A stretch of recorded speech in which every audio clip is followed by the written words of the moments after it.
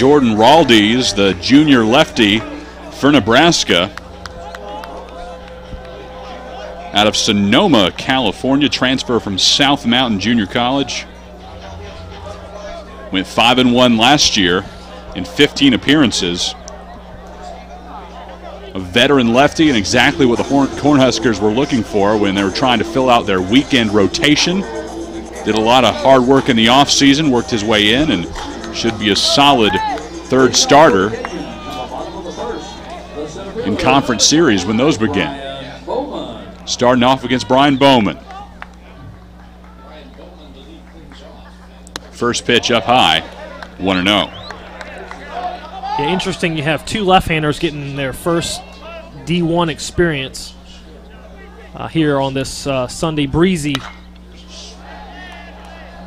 February afternoon. Take a look at Brian Bowman in a batter's box. You know, we hear of torn labrums in baseball a lot, and usually it's in the shoulder. But he has a torn labrum in his hip. But choosing to play, thought that he may redshirt as a result of that injury, but he's playing through it. I'd imagine in a lot of pain. And we talked about in the pregame off the air this new roster restriction and how much it's going to hurt ball clubs if players decide to sit down once the season has started. If you make that choice before the year, there's some restrictions on that, but you can find a way to replace them on the roster. Once the year begins, the 35-man roster that's been set cannot be changed. So players fall off, and you're just one man short on your roster for the rest of the season. Yeah, it certainly does hamstring teams as you look at the way what's happened to the Cajuns in the early going with Allison being out with a hand injury, and then, of course, Matt Gula out as well. And Bowman takes a walk to begin the offensive game for the Raging Cajuns.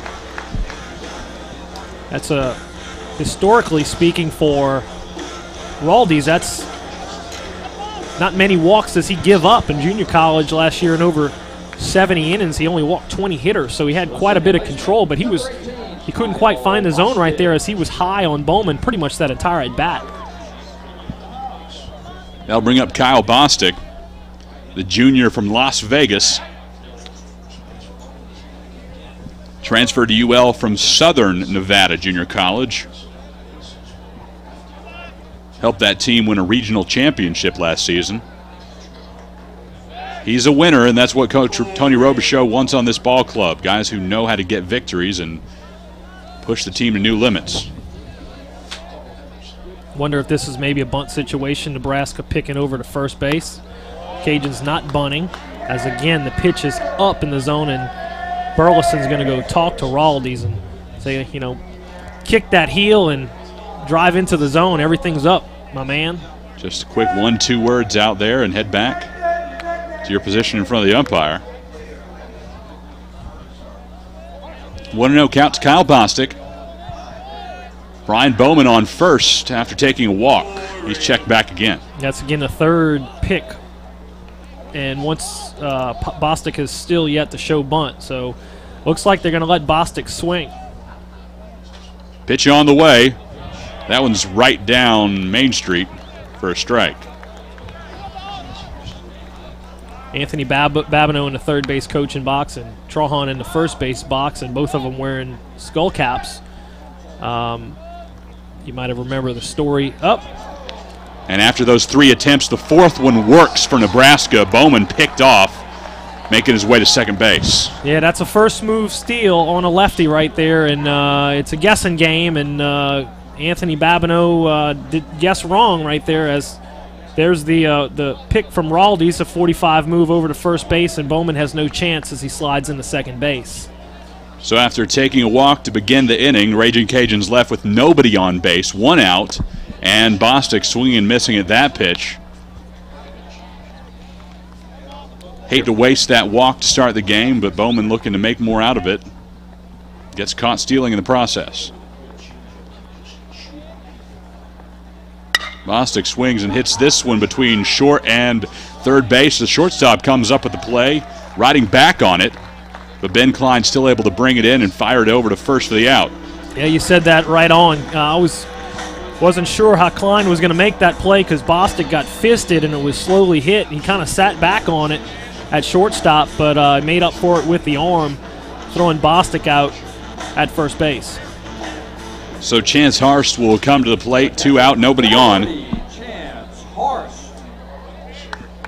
The junior looking to get his bat started, only 1 for 11 in the first 3 games this season. But that one hit was a home run. Yeah, and that was his last at bat last night in the 9th inning, was able to homer. And hopefully he can get going.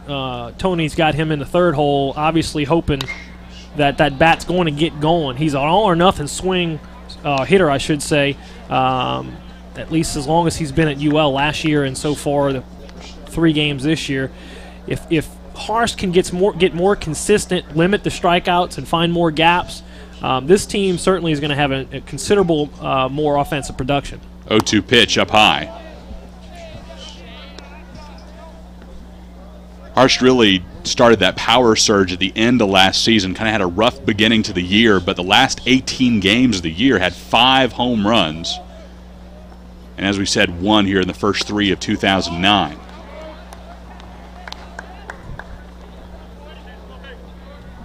Had one of his best performances last year here in a game that we called on my KLAF-TV against McNeese State, just a triple short of the cycle. Hoping the TV brings him luck here again today. Up high, 3-2, so after starting out 0-2, Harst at a full count. Fastball changeup guy is Raldy's. He's thrown that changeup to Bostic a moment ago. It looked real good, but his fastball again seems to be up. Payoff pitch to Harst. Swinging and missing. He goes down, so the Raging Cajuns open up with a walk. Brian Bowman gets picked off, and then Bostic and Harst go down, and the Raging Cajuns fail to get any runs across. We'll go to the break. Nebraska and Louisiana tied 0-0 on my KLAF-TV.